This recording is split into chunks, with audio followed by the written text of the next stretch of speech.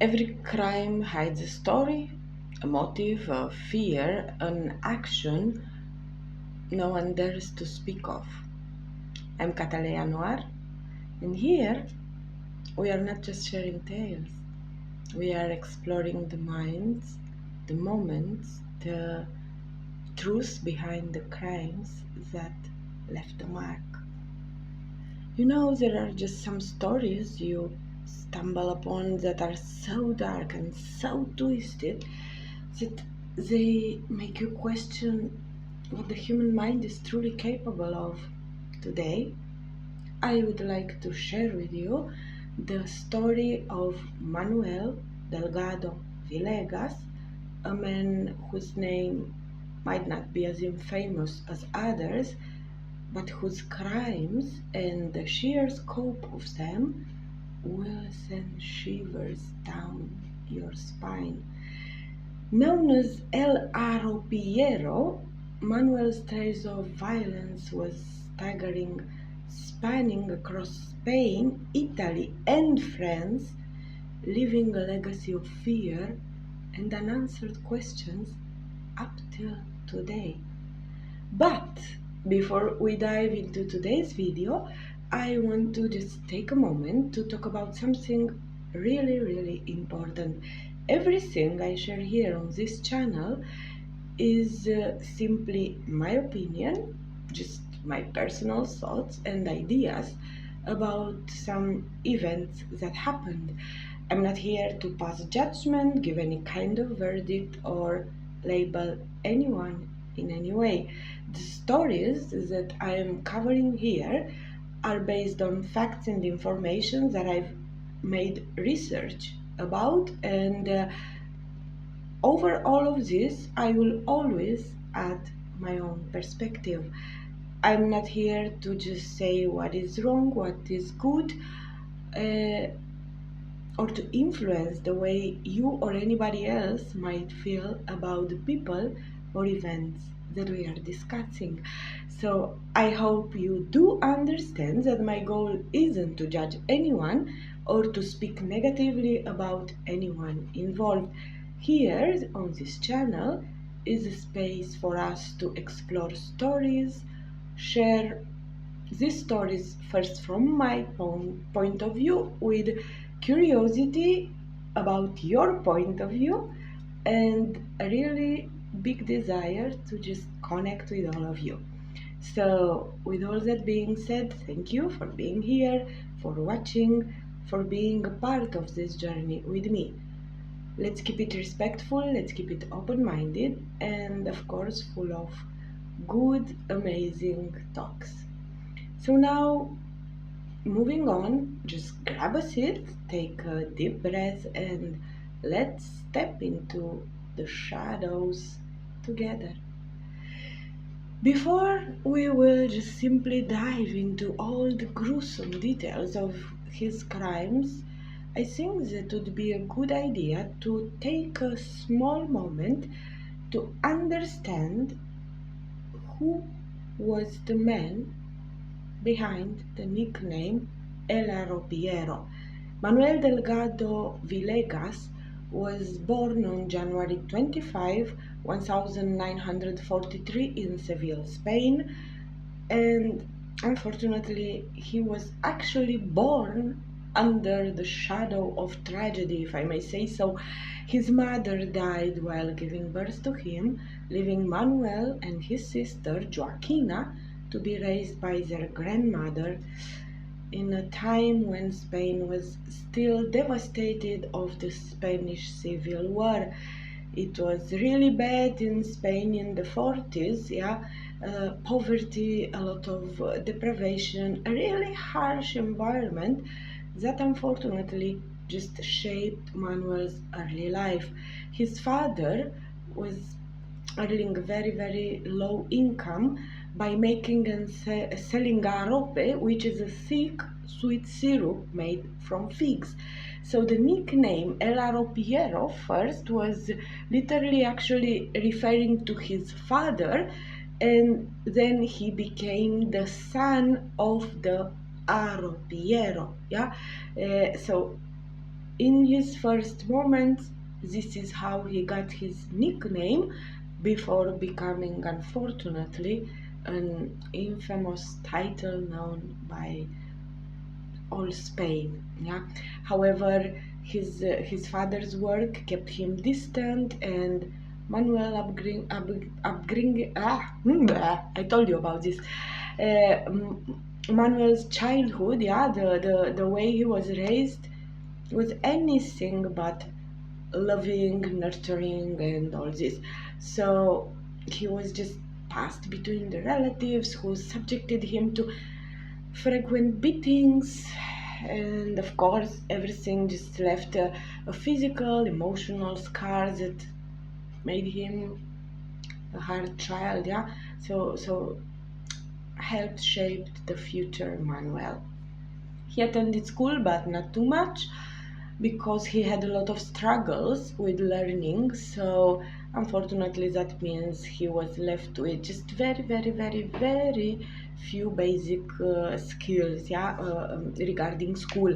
Teachers actually described him as a disruptive child with a very short temper, traits that would only worsen as he aged. As a teenager, he displayed erratic and violent tendencies coupled with early signs of sexual deviance.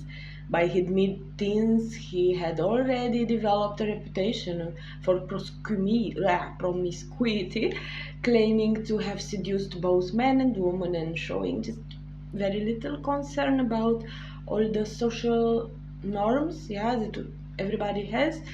Anyhow, at 18, in search of structure, maybe, or just to escape about all of his life, he decided to join the Spanish Legion, and this military elite unit was known for a very, very, very rigorous discipline and grueling demands. Yeah, so here Manuel learned, unfortunately, the infamous golpe legionario, which translated into English would be like a little open hand strike to the neck. This will go to become his trademark method of killings. Unfortunately, the military life was no cure for his problems, yeah, or struggles. So the times that he was there was just marked by heavy drug use, um, some strange episodes that the witnesses described it later on as being epilepsy can be. Whether this was genuine or he faked all about this, these seizures actually led to his discharge, further adding to the instability in his life. After he left the Legion, he just began wandering, all over Spain without a purpose.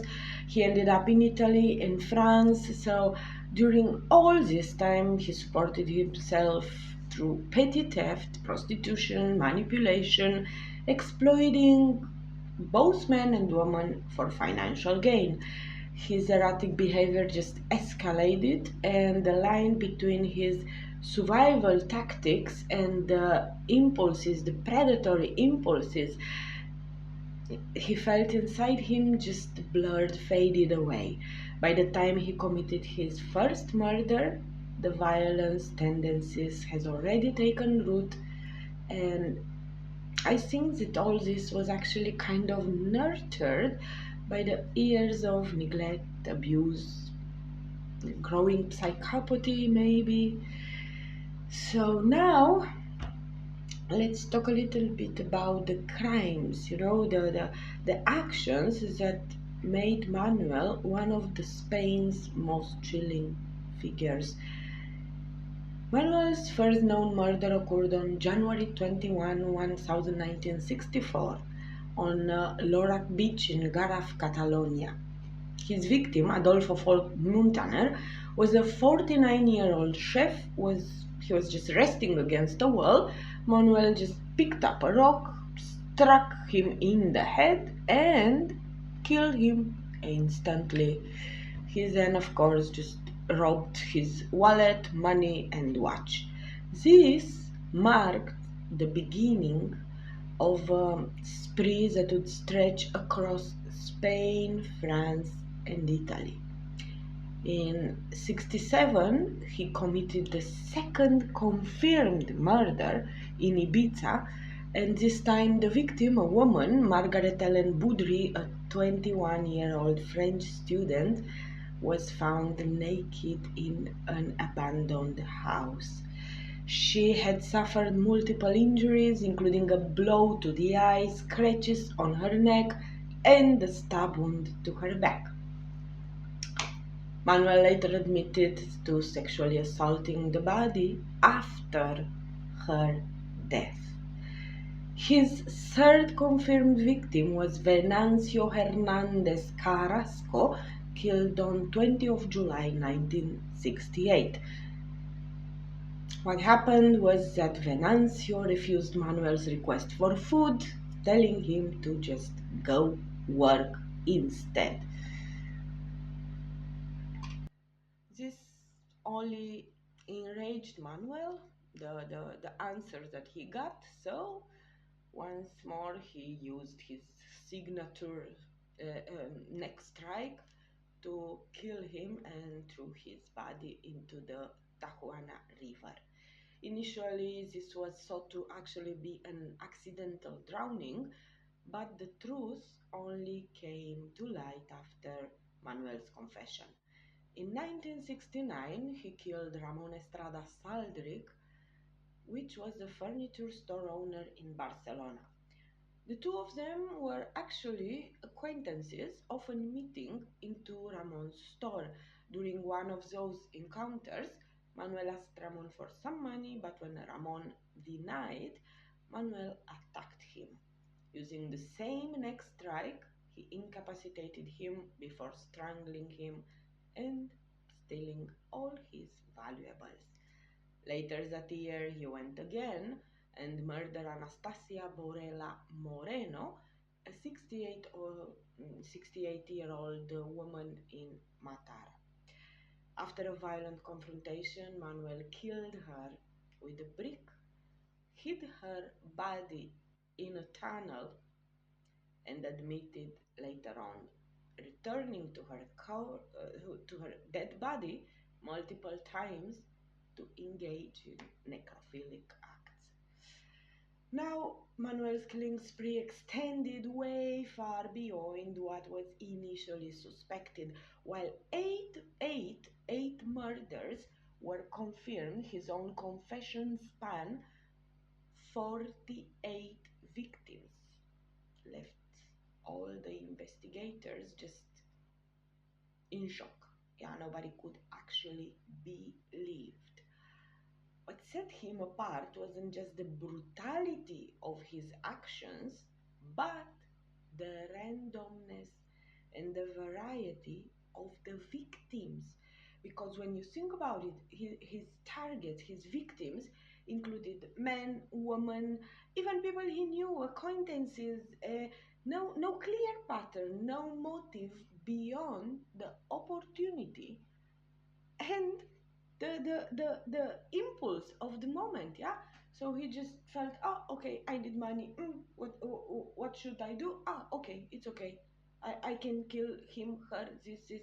So this, his impulsivity and lack of remorse were totally evident in the methods he was using.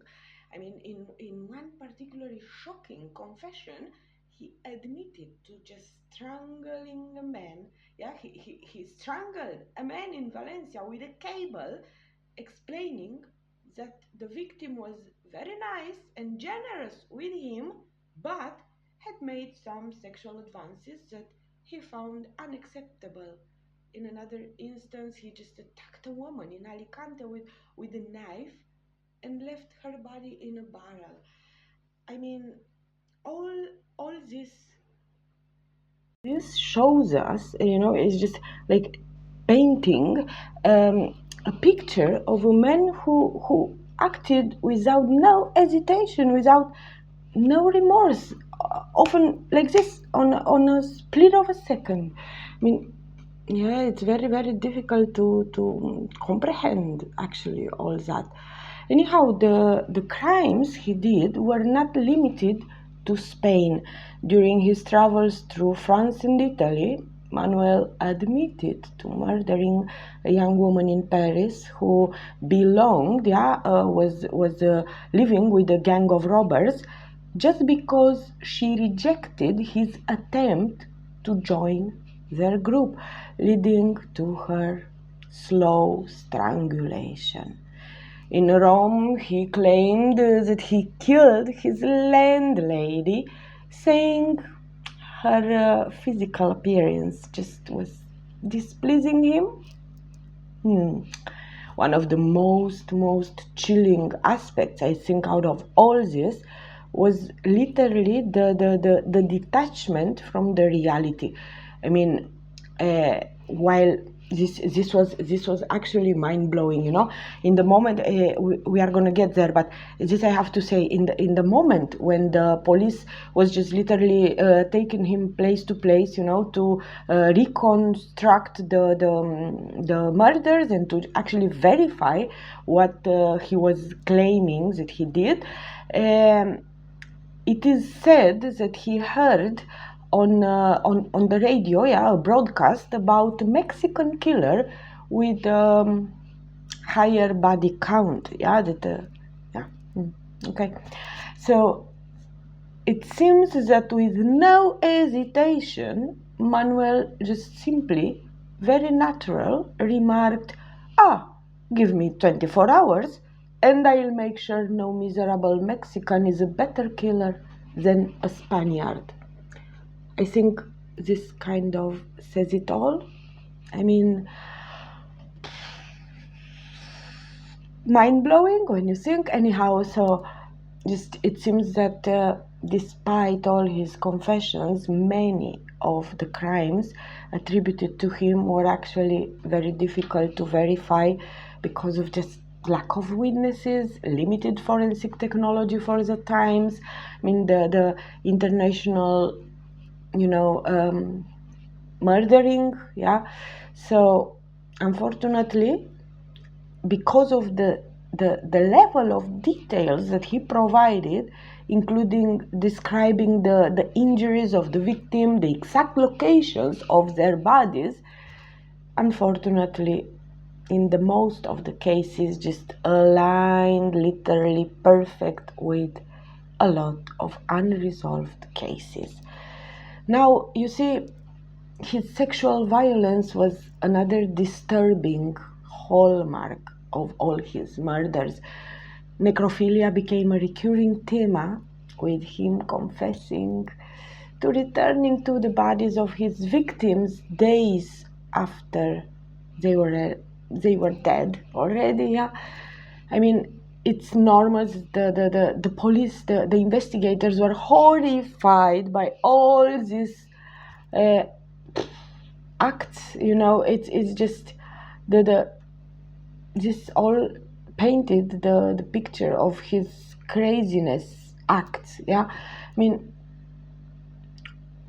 another very, very dangerous aspect about him was not related necessarily in the number of the victims, but the way he thought and he saw basically his actions. I mean, the psychiatrist just described him as having a very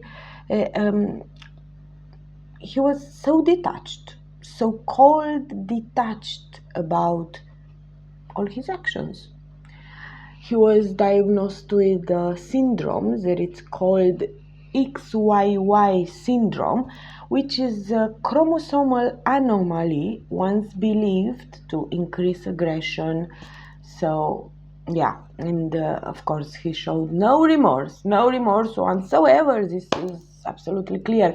Now, maybe you are wondering, maybe you never heard about this. What is actually this XYY syndrome? And what part it actually played into Manuel's life, and how this syndrome influenced his life. Well, in few words, this syndrome, XYY syndrome, is actually a rare genetic condition where a male, a boy, a guy, inherits an extra Y chromosome. And this just results in a karyotype of 47 chromosomes instead of the usual 46. Now, this anomaly just occurs in approximately 1 in 1,000 male births, and often just goes undiagnosed due to the subtle physical and behavioral effects. Now, early studies conducted in the mid 20th century, something like that, suggested a link, between the XYY syndrome and heightened aggression or criminal tendencies, leading to the nickname for this syndrome of super male syndrome. However, now these days, the modern research kind of rejected the idea that this syndrome actually predisposes individuals to violence necessarily. So the common characteristics of this syndrome include increased height, delayed motor skills, learning difficulties, sometimes mild behavioral changes. So while many individuals with this syndrome lead typical normal lives, some may experience impulsivity, difficulties with emotional regulation, social challenges. So can be that all this together, combined with a harsh upbringing, adverse life circumstances, may amplify some underlying tendencies toward antisocial behavior. Now, in Manuel's case, this diagnosis actually fueled the public fascinations and debates about the role of the syndrome in his crimes, because the medical experts noted that the syndrome might have contributed to certain traits such as impulsivity, difficulty managing emotions. It could not fully explain all his actions. It just more rather pointed to the combination altogether. The genetic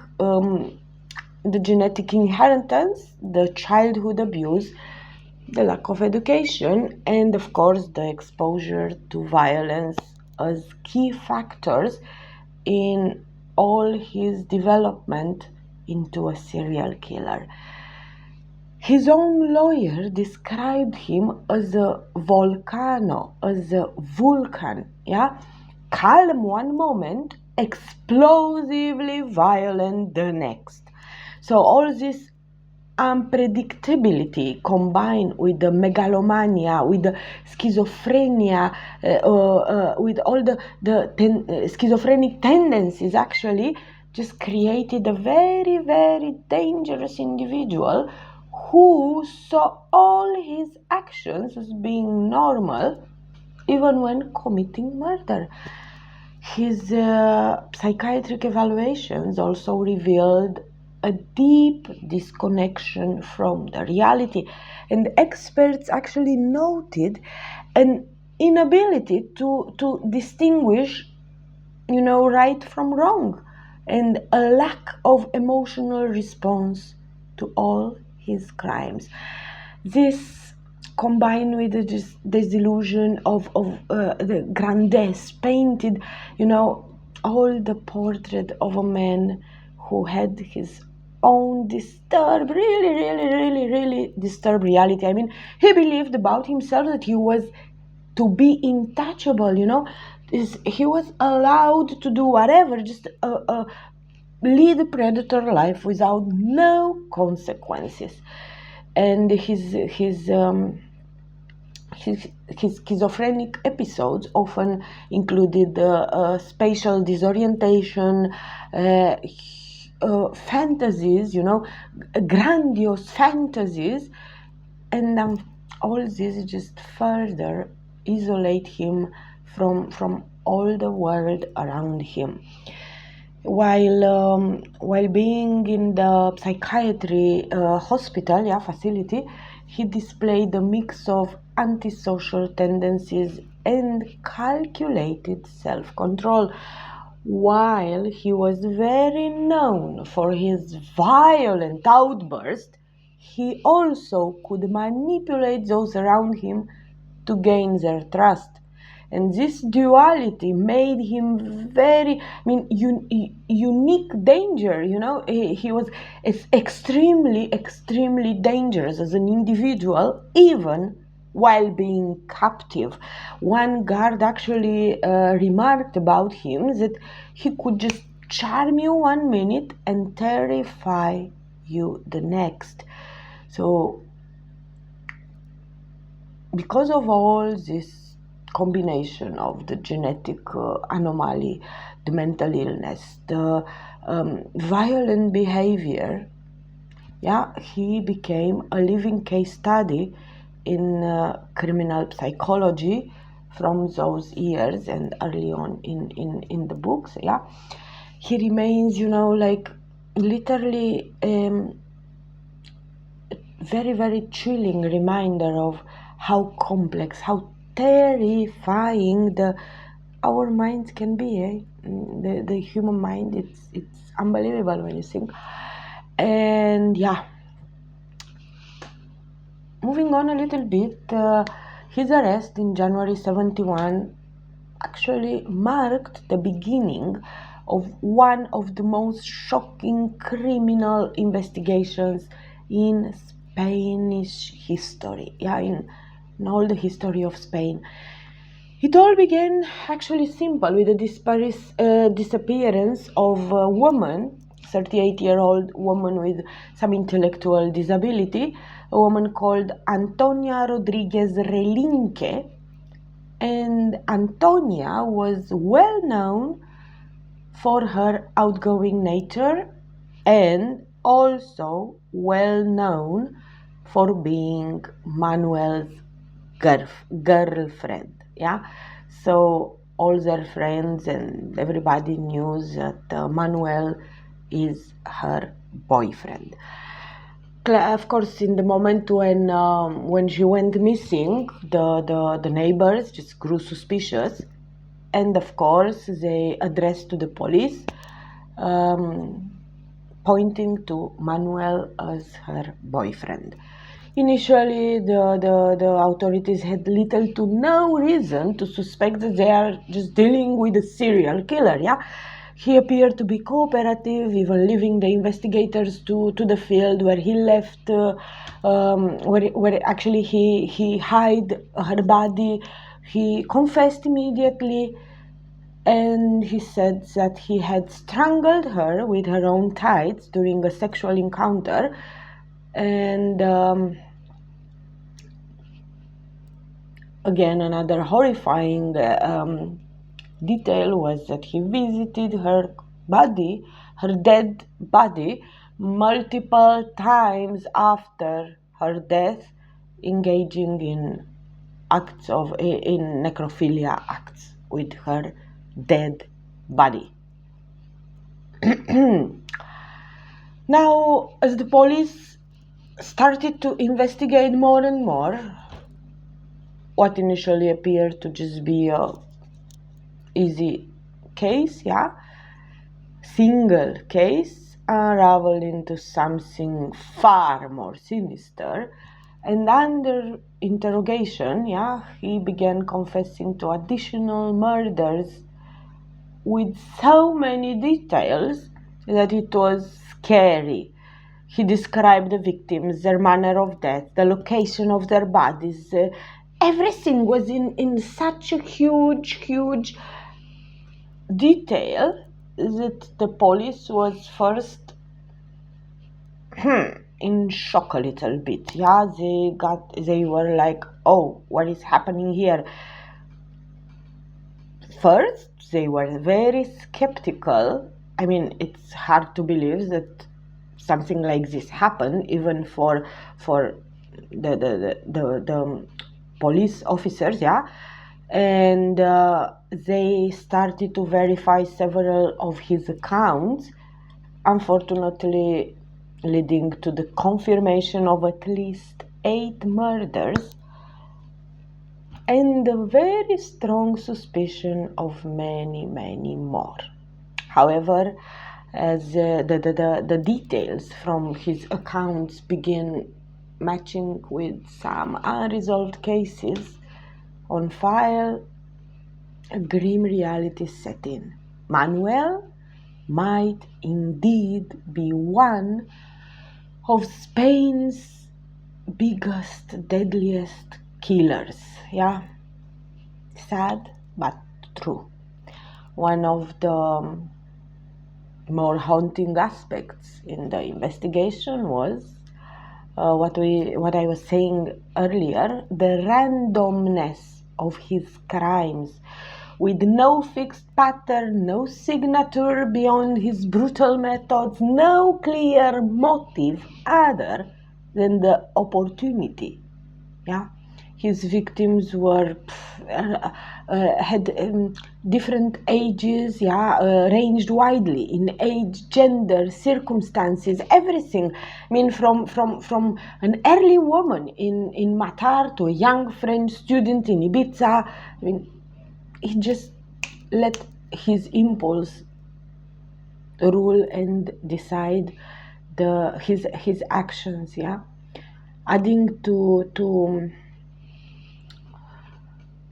the complexity of all this, the investigators had to deal with the fact that he liked a lot to he was feeling proud, yeah. He liked to take glory in his crimes, yeah. And he claimed responsibility for 48 murders, though now in this number the police was a little bit suspecting that he might exaggerated a little bit to inflate the notoriety, as he got overnight, unfortunately. And even so, you know, the level of detail in his confessions, right down to the position of the bodies, the nature of their injuries, everything, all these gruesome details, yeah, lent credibility to many of his statements.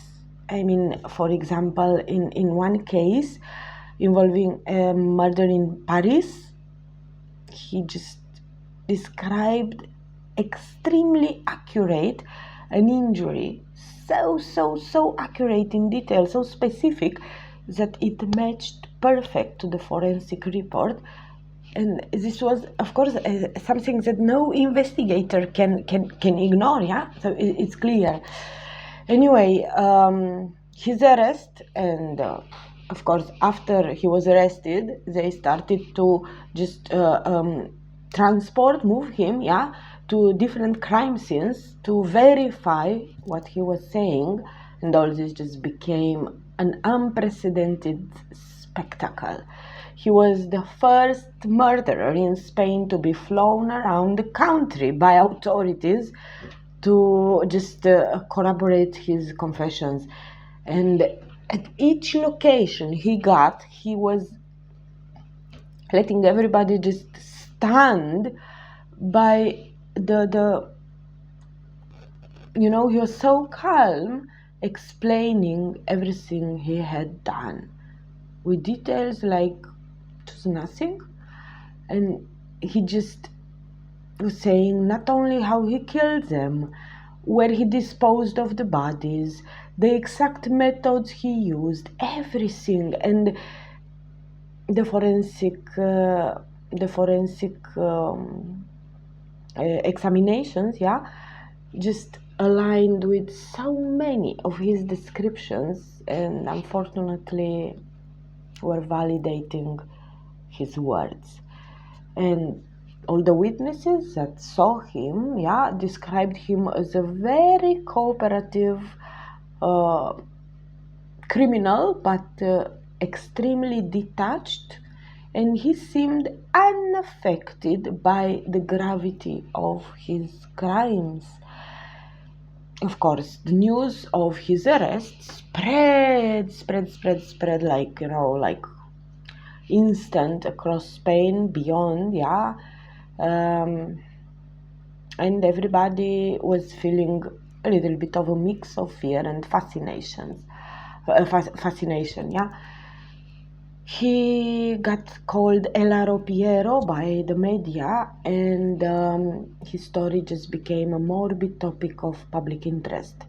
A lot of people were just drawn of the gruesome details of his crimes, while others were horrified by the failure, of the authorities to just find him sooner. This specific investigation also exposed significant flaws in Spain's legal and psychiatric system, because despite all his confessions, Manuel was not provided a defense lawyer until 6 years after his arrest. And because of this, his case became one of the longest instances of preventive detention in all the Spanish history. And during all these 6 years, he was subjected to extensive psychiatrist evaluations. This is how they revealed his XYY syndrome, the schizophrenia, the psychopathic tendencies, everything.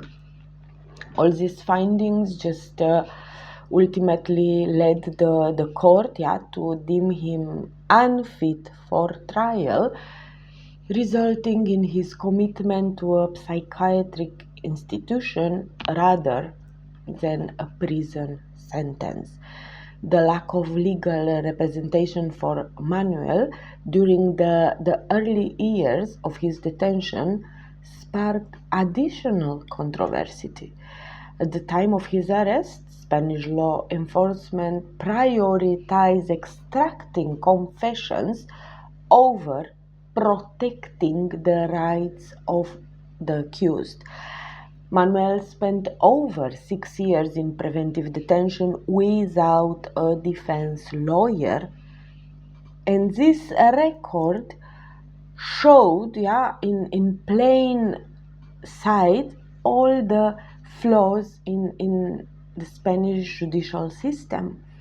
For the people investigating him, this case was literally a double-edged sword. On one hand, his arrest just brought closure to a lot of cold cases, and it provided long-awaited answers to grieving families. But on the other hand, the scale of his crimes and the system's inability to fully prosecute him highlighted deep shortcomings in both law enforcement and judicial processes. His story just leaves behind, more than just a list of victims.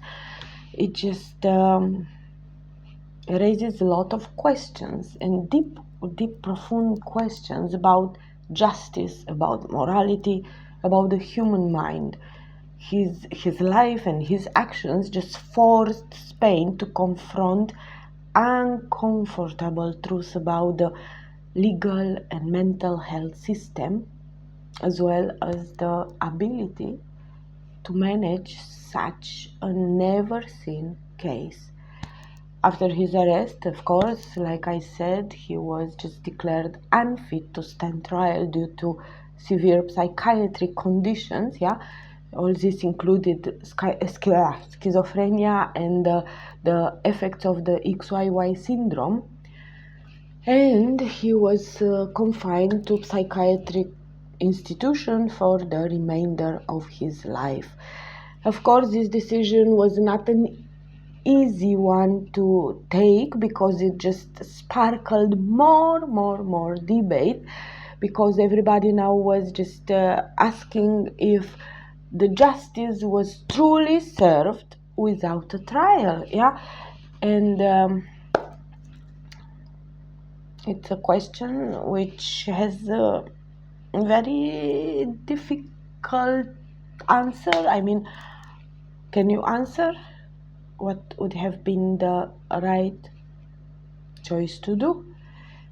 Prison, or it's a very difficult answer. What would have been the right decision for his case? Anyway, another troubling aspect of his legacy is still the unanswered questions surrounding the alleged 48 murders. 8 of them were officially confirmed. The rest still remain unverified due to limited forensic technology, lack of international work together, collaboration during that era. So many of the potential victims were from abroad, were actually never identified, leaving the families, so many families, without a closure. And it's so sad that 40 families still have no answer, and very likely will never have an answer. Also, the fact that he was in preventive detention for 6 years without a defense lawyer put the focus, on the systemic flaws of Spain's judicial system during Franco's era. And actually this case became for a lot of people a symbol of justice denied. It's something, it showed very clear that it was a lot missing and wrong with the Spanish judicial system. Human rights advocates pointed to the lack of legal representation as a failure, a huge failure, while others were just criticized the absence of specialized treatment for more treatment options for individuals that were so dangerous as Manuel was. His confinement just highlighted the gap in how Spain was handling the mental health and the criminality at the time. Despite being confined, to psychiatry jail, for the rest of his life, his notoriety never faded. Psychologists, forensic experts, the media, everybody just remained fascinated by his dual nature, a man capable of both charm and unspeakable violence. And his life became a case study in criminal psychology, and it just still raises questions about the interplay, between genetics, environment, and choice. Was he shaped by his difficult upbringing, or were his actions predetermined by his biology or genetic conditions? These questions remain unanswered, but continue yet to create debates up to the day. And in the hope that you are still with me after so long. Actually, you know what? If you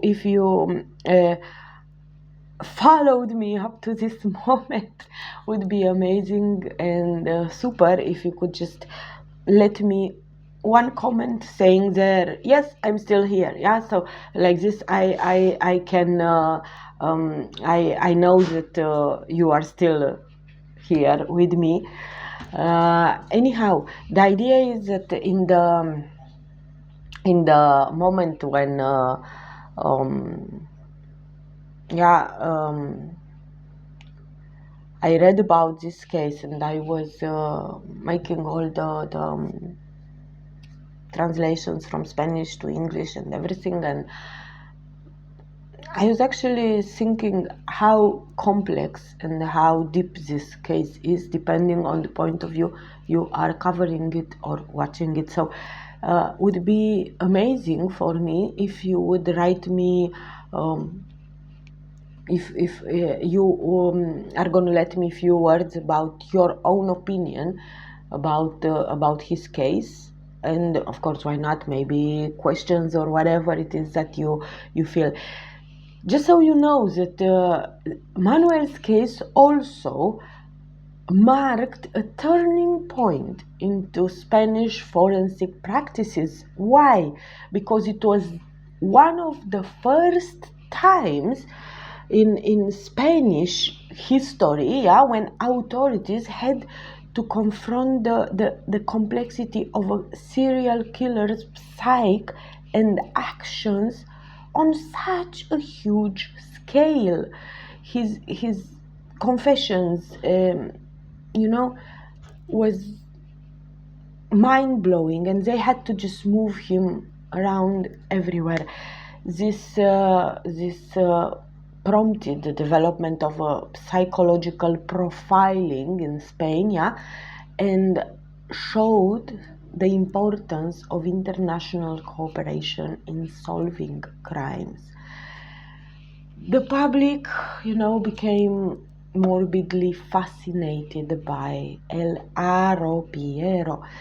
Media coverage just made his crimes, presented everything in a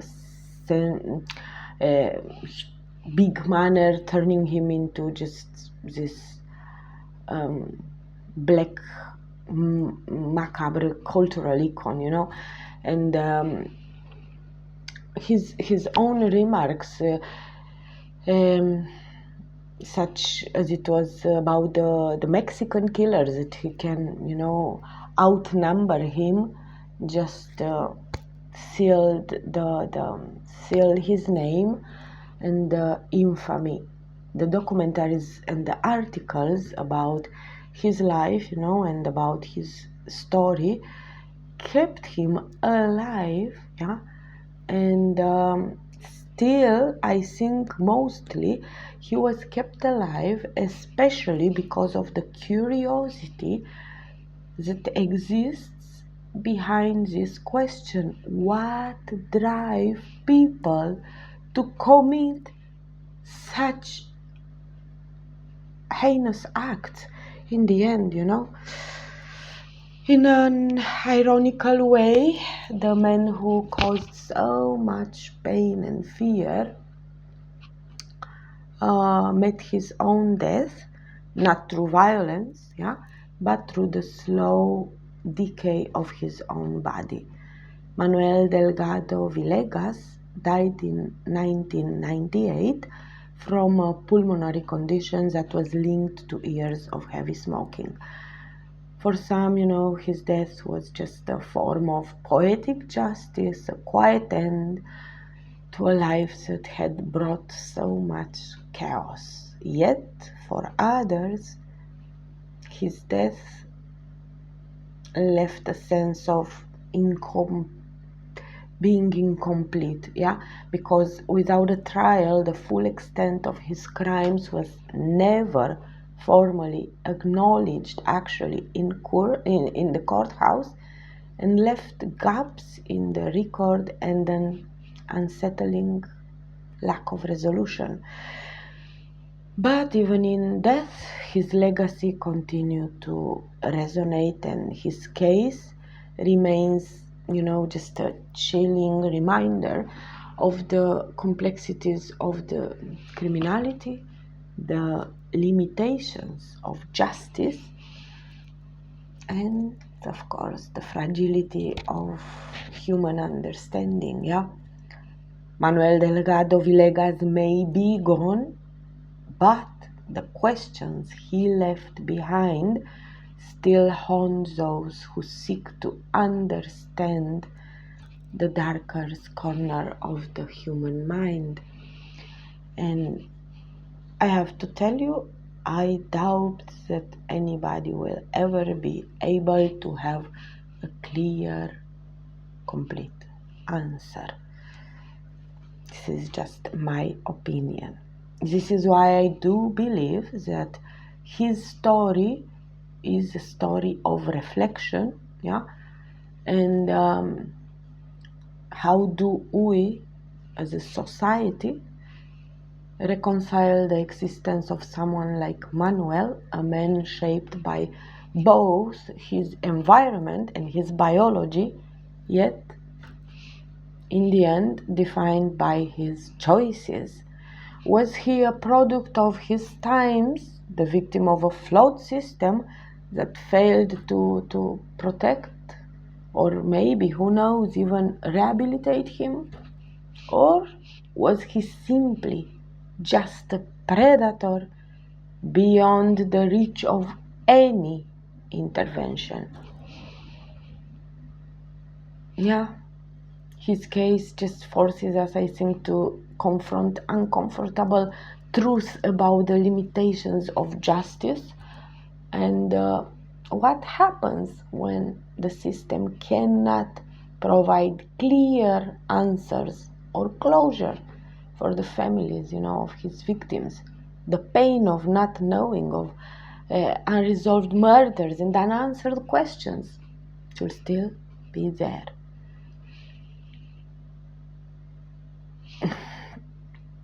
I think that his life also challenges our understanding of criminal psychology and how much of what he became was written in his genes, how much was shaped by the world around him. Questions that the experts will continue to debate, but like I said, again, I'm repeating myself, questions without easy answers or with no answers at all. Very, very, very, very, very curious I am about your opinion about this story. And even though we cannot rewrite the past, we can choose to remember the lives he took and difficult and uncomfortable lessons his story lives for us, As we reach the end of the Arropiero story, yeah, it's hard not to think again of all the unanswered questions he left behind. I just have my head again full of all this, and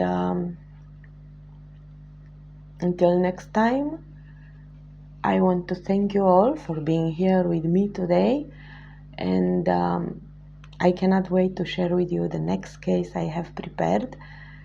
And please stay safe, always pay attention around you, be happy, be healthy, and live your life at fullest. Yeah, we never know what is gonna come tomorrow. Thank you.